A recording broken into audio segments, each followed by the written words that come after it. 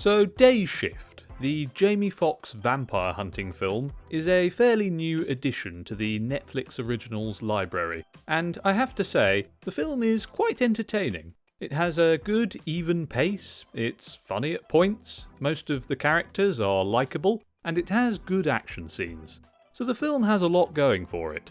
However, there are some components of it which are very underdeveloped, and made certain things in the film stand out as a bit odd, detracting from the overall quality, and that's what I'm going to discuss now. Spoilers ahead.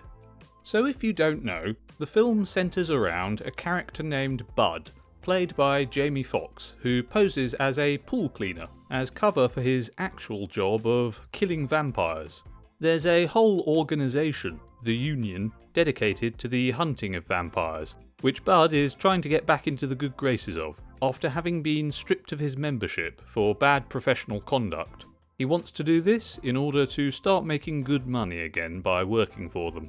Sounds like an okay premise, but where does it go wrong? We'll start off with the more minor, although still significant, points of confusion present in the film. Firstly, after Bud and fellow vampire hunters, the Nazarian brothers, with Seth, Bud's union rep and eventual friend present too, clear a nest of vampires from a house, Seth brings up the strange mystery about all the different types of vampires sharing this one nest, because all these particular vampires would not ever choose to live together. They have different, incompatible nesting habits. This is a fairly significant mystery to set up, and as far as I'm aware, it's just solved with a piece of passing exposition, easy to miss. That's something that happens in other cases with other parts of the plot. It's another thing that's not very clear, but I think the way it's answered is with the reveal that Audrey has been buying up local properties to move vampires into them and take over the valley. So presumably she's responsible for this mismatched group of vampires sharing a nest. But why would she put all these various types of vampires in the same nest knowing they're incompatible? Why couldn't she arrange for compatible groups to nest together, while still bringing in the same quantities? Maybe there are reasons given for this, and let me know if you're aware of any, but it just all seems a bit poorly explained. Throughout the film, some vampires are shown to now be able to go out in the sun. It's a new threat for humans, because the day is no longer safe territory from these monsters. The explanation for how the vampires are able to do this is a new kind of sunscreen. This is an escalating plot thread throughout the film, but ends up not really being significant in any way. At least not as significant as it's initially made out it will be. The plot could have functioned mostly the same without it. Things like these plot details mentioned make it seem like there were other paths of plot trajectory originally laid out, but perhaps they were abandoned in the edit, or supplanted by reshoots to cut the runtime down and make the film more simplistic. I don't know, it's just conjecture, but seems plausible. So much is so vaguely defined in this film, from what the villain's plan is and who her associates are, to what the Union is. It's clear what the Union does from context, but there's no explanation about what place it holds in the national or global bureaucratic hierarchy. We're given almost no details about it, and I don't think the official name of the organisation is ever even spoken aloud by anyone. It's only ever referred to as the Union by characters. Its official name can be found on the door of the Union headquarters building, and on the front of Seth's ring binder. But that's it, and these things are shown so briefly in passing that they're easy to miss. I think the name of the Union is just Hunters Union. Another thing is, it's also unclear how much of the public, or people, or institutions outside the Union know about vampires. The person in charge at the Union headquarters, Ralph, mentions that one of Bud's past examples of professional misconduct, which contributed to his Union card being revoked, was failing to inform law enforcement about a vampire incident, implying the police know about vampires. Yet the Union headquarters is shown to be secret, hidden away, a bit like the Men in Black headquarters. The crest for the Union also has an Illuminati-style symbol at its centre, the implications of which are obvious. and Bud's family are very surprised to learn vampires exist. The Nazarian brothers mention that the new sunscreen allowing vampires to go out during the day is made from the shells of desert tortoises, and is illegal in about 40 countries. This only adds to the confusion of who in society knows about vampires. Why would a vampire sunscreen be illegal in so many countries if vampires are a secret? Maybe the authorities, the government, police, etc. around the world know about vampires and are in league with the Vampire Hunting Union, which is shown to have a global presence, but the public don't know? But that still wouldn't explain why the vampire sunscreen is illegal if vampires aren't openly interacting with human society, which they're not. They're hiding their vampire identities. It's so unclear. Anyway, let's move on to the next point of confusion. The killing of vampires is never very thoroughly justified. Bud is doing it as a job, killing for profit, and beyond some passing comments about vampires as evil, we're rarely shown why hunting them is so important. Real estate tycoon Audrey, the head vampire and villain of the film, is shown to act in monstrous ways. In her introductory scene, she has a fellow vampire, Sasha, buried alive in concrete, then to have houses built on top of the land he's under. She is obviously evil, but it's not really clear that being a vampire is what made her evil, because there's not much of a causal link shown, and villainous acts such as this last one mentioned would be fitting behaviour for human gangsters, for example. There's no explanation of her doing it because she's a vampire. We as the audience are mostly expected to assume vampires are evil because of lore that exists around them external to this film. Although Audrey's plan of taking over the valley is explained, displaying why she specifically is a threat, vampires more generally are never fully contextualised as a threat within the film.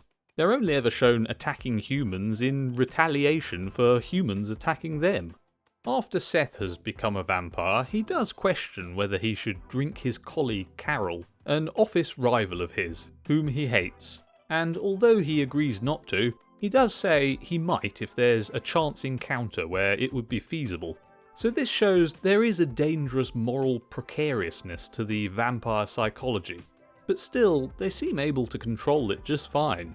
The fact that they need to feed on humans is obviously something which puts them at odds with the species, and makes it justifiable for humans to exterminate them in self-defense. But again, unless I'm mistaken, and let me know if I am, it's never actually stated in the film whether or not vampires are exclusively reliant on human blood to survive.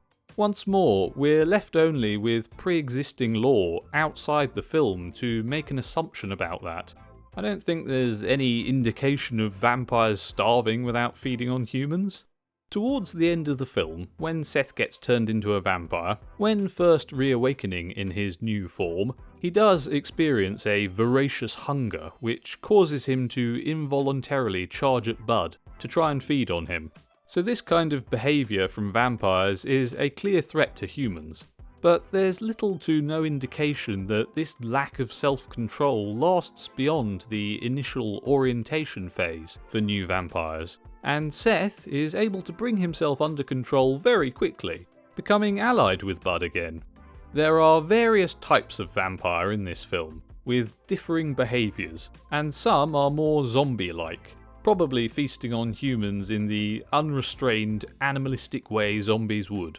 They're more like problematic drones that need to be destroyed because they can't be reasoned with. But all the vampire characters, not in these diminutive zombie-like tiers, are shown to be more equivalent to humans in how they act and can be reasoned with. Following on from this, the film gets increasingly ethically muddled. At one point, Seth comments to Bud about how all the vampires they just killed at a nest used to be regular people. He seems troubled by it.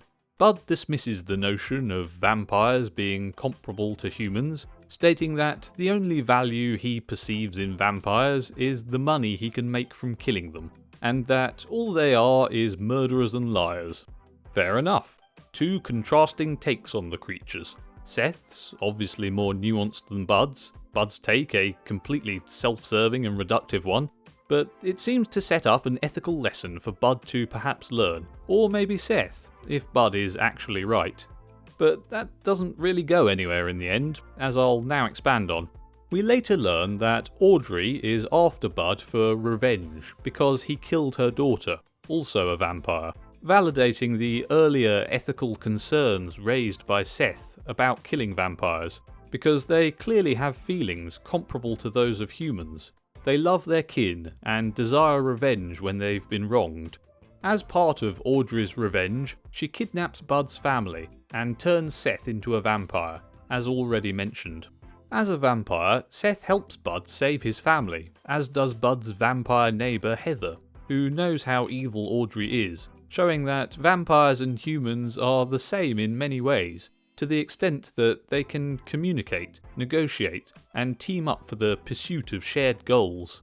Heather also clearly has a sense of right and wrong, knowing that Audrey is evil, and knowing that taking her down is a good thing to do. Heather explains that she doesn't want to work for a monster like Audrey, but that Audrey forced her to get close to Bud to help extract information to better enable Audrey's revenge on him. Which, by the way, is a reveal that comes out of pretty much nowhere, because beyond one brief conversation, Heather didn't get close to Bud at all before they team up. I suppose the fact that she'd become his new neighbour meant she could spy on him, but again, it's a very loose, vague plot point. Anyway, after all this, and after Audrey is defeated, and Bud's family reunited with the help of his new vampire friends, Seth announces he's a field worker now, meaning he intends to keep hunting vampires, after having killed many of them while fighting alongside Heather and Bud at the end of the film. It's strange because in becoming a vampire, it's revealed to him and to the audience that many vampires are like humans and can be reasoned with. He retains the core of his personality, while becoming more confident and capable. So the characters seem oblivious to the moral of the story they are in, not transforming their behaviour in the way one might expect going forward, based on what they've learnt, at least not in this particular ethical regard. In conclusion, in spite of being quite muddled in the ethical and narrative regards mentioned, overall, Day Shift is an entertaining film, and since it doesn't take itself very seriously, it's easy to forgive its flaws, because ultimately it's just a fun, fast-paced action comedy, and we all know what to expect from those. I would recommend this film for some light, silly, action-packed entertainment. But what do you think? Do you agree with this assessment? Do you disagree with it? Did you enjoy this film? Let me know in the comments below. Leave a like if you'd be so kind, and subscribe for more. Thanks for watching. See you next time.